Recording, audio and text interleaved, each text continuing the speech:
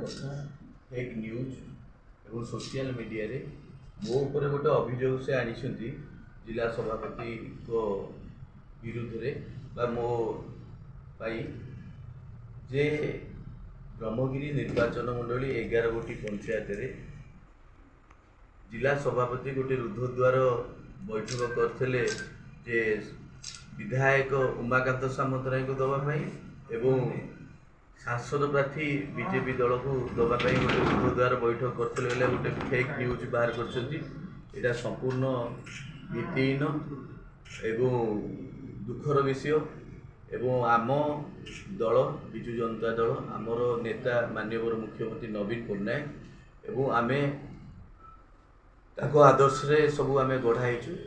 ये जो अपप्रचार ये सब हूँ भित्तिहीन मु सेमानकु अनुरोध करुच्ची लोकों सुख दुख रे सामिल होतु लोकों आशीर्वाद नियंतु एमती फेक न्यूज एवं सोशल मीडिया रे जो मिथ्या प्रचार जो कर निवृत्त रुहतु।